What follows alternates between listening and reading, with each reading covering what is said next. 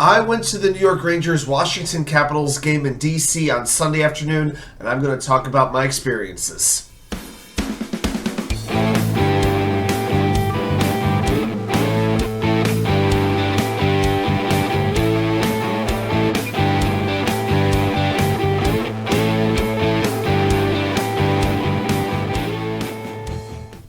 And well, welcome back to New York Sports WickerMedia. I'm WickerMedia. Thank you as always for taking the time to watch these videos. If you're new here and you enjoy what you're watching, please like and subscribe. I definitely appreciate it.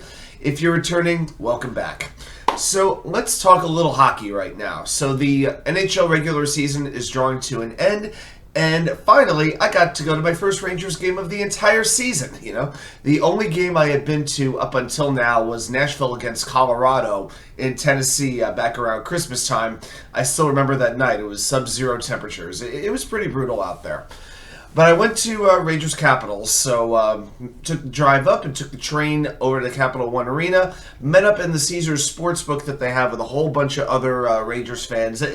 Just looking at the sportsbook itself, I mean, the Rangers fans outnumber the Capitals fans 2-1. It was quite stark. I mean, this has been maybe the most disappointing season the Capitals have had in 15, 16 years. Right now they're behind the Sabres, they're behind the Senators in the standings. They're not going to make the playoffs. It's basically over for them.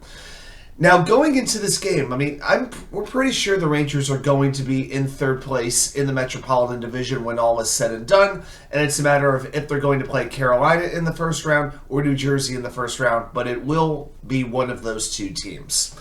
So, looking at how they played in the last couple of days, I really wasn't worried about a win versus a loss. What I was concerned about is how they played, especially early on in the game. The Rangers have been getting off to notoriously slow starts as of late. Their first periods have been very lackluster. They've allowed the other team to go up early. The team just has not been generating offense. That had to change for this game. And in the first 10 to 12 minutes, it was not very exciting hockey by any stretch. The Rangers, I think, iced the puck 4 or 5 times in the first 10 minutes. No penalties, very few prime scoring chances for either side. But then the Rangers start to get it going. So about 13 minutes into the first period, Artemi Panarin with a pass at center ice to Vincent Trochek. He's skating down the ice on the left wing side against 2 Washington defenders. He lifts a backhand shot towards goaltender Darcy Kuemper that Kuemper has to dive to make a save on. And that leaves half the net completely wide open. And there's K'Andre Miller, the defenseman, to poke home the rebound with a backhand shot as well. And the Rangers score. It's 1-0. And I got to tell you, I was in section 411. And I would say 2 sections over in 410 and really 409, there were, I would say, about 50 to 60 Rangers fans. The DC Rangers fans group who I was with that day. We're singing the goal song after every single goal. We've got a huge banner that's being displayed. If I'm really giving you, if I had to break down the fan ratio, I would say it was probably about 80-20 Washington, which is actually pretty good, in a Ranger fan situation. When basically 1 out of 5 fans is wearing blue, that's pretty fantastic. So it's 1-0 Rangers, but 2 minutes later, the Rangers pour it on again. I tell you what, the kid line just keeps looking better and better and better. Coach Gerard Gallant started them this game against the Alex Ovechkin line, which really does say a lot. Now, the Rangers have a lot of superstars on their team, a lot of very well-known names in hockey, but over the last couple weeks, the kid line has really been their most dynamic offensive line.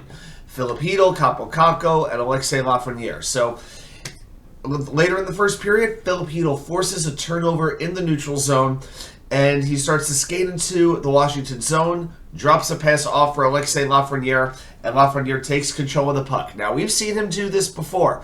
He has that nice little deke to his right side where he sort of glides the puck in between his legs. In doing so, he sheds a defenseman and elevates a backhand shot right over Darcy Kuemper's shoulder, and it's a 2-0 lead. Just a beautiful move by Lafreniere. He was benched back in December. Because the coach felt that his play was really falling off, that he wasn't delivering consistently every game as he's needed to. I really think over the last 3 months he has grown as a player and he is fitting in. So to the people who continuously want to call these kids busts, There are a lot of people for years, for 3 or 4 years, who are calling filipchytil a bust. And starting late last season, especially in the playoffs, well, he shut those critics up. I definitely think we're seeing the best from Kakko and the best from Lafreniere as well, especially in the calendar year of 2023. So the Rangers take a 2-0 lead going into the second period. 1 minute into the second, the Rangers would pour it on again. Jacob Trouba has the puck at the point, delivers a shot from the point. It goes wide to the right side of Darcy Kuemper. So then K'Andre Miller, finds himself with the puck all alone in the corner of the boards. Very interesting one that it's the defenseman that far deep and that no Capitals defender is on him. So Miller has a little bit of room. He starts to skate towards the goal from right behind the goal line, throws a pass out in front, and there's Kaapokakko to deflect the puck off a Washington defender and into the net, and it's a 3-0 lead. Now, the Capitals did come back. Dylan Strome had a very much a fluke goal. He basically just took a pass from Ovechkin and John Carlson. They got the assist on this goal. Strome takes it from Igorshesterkin's right, and from well behind the goal line, just kind of throws the puck to the front of the net. It looked like he was really trying for a pass, but it goes off Shesterkin into the back of the net. Capitals get on the board, and I really wasn't worried at this point. It's still 3-1 Rangers. The one thing that you couldn't have was the Capitals making it a 3-2 game. So going into the third period, I was feeling pretty optimistic. I felt the Rangers were playing the way they needed to. Igor Shesterkin by this point had made some very, very good saves. I would still say the one concern that I have before we get to the third period is the Rangers' defensive positioning. There are still too many times when they leave an opposing offensive player alone in front of the net, and Igor has to bail them out. Now, when Ryan Lindgren eventually does come back, that's going to make a big difference because Lindgren is the Rangers' most reliable defensive defenseman. So that's something that Rangers fans will definitely be looking forward to. He is practicing. The question is, when will he be inserted back into the lineup? And you know what? It really all goes back to Washington because it was TJ Oshie of the Capitals who delivered a very, very serious hit to Lindgren to injure his shoulder and to basically take him out. And I was quite disappointed, I've got to say, that TJ Oshie did not play in this game on Sunday. I was hoping for a little bit of payback. Not that the Rangers have the most physical team in the NHL, but I was hoping somebody would deliver a good open ice legal body check to TJ Oshie as a little bit of payback for what they did to Ryan Lindgren. All right, let's go on to the third period. So 6 minutes in, the Rangers make it 4-1. Artemi Panarin clears the puck from the Rangers' defensive zone. Trochek takes it from center ice, and then he has WladimirTarasenko on his left wing, makes the pass over to Tarasenko, wrist shot from the face-off dot, right past Kuemper, goal, 4-1.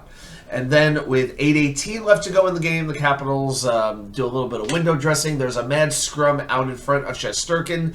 The Rangers cannot get the puck covered up. The Capitals poke it home. It's 4-2. And then finally, with 6 minutes left, the Rangers are on the power play. Now, I got to tell you, this goal actually was the most satisfying one for me. I'd say along with the Lafreniere goal. This one made me happy. Now, where I'm sitting up in 411, I'm basically right on the corner of the upper deck. About halfway up the upper deck is where I sat.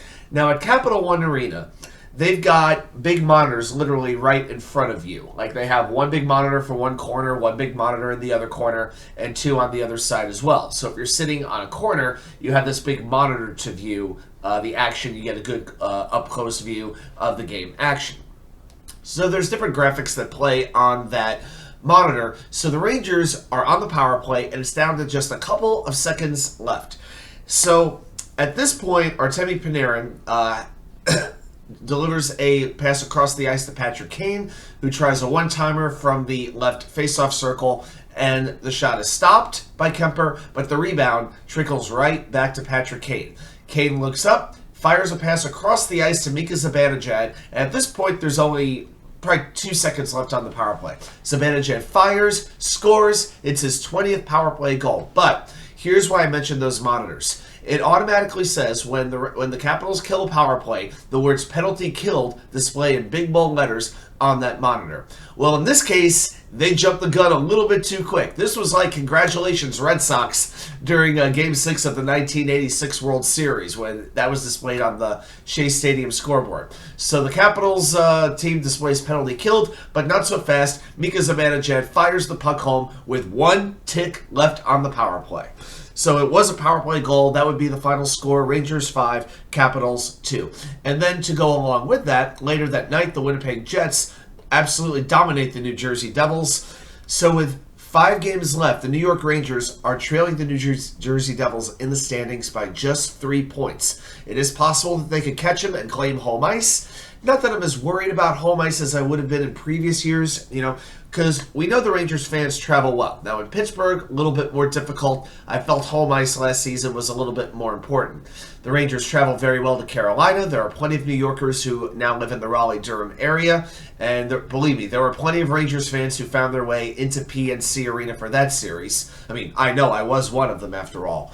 But in New Jersey, the Ranger fans they're not going to be able to keep Rangers fans out of there. So I'm not really all that worried, unless you want to talk about the long change at center ice, that sort of, or having the last change, on the ice so you can sort of match up your lines a little bit. To me, that's really the only true advantage of home ice, especially in a Rangers-Devils series.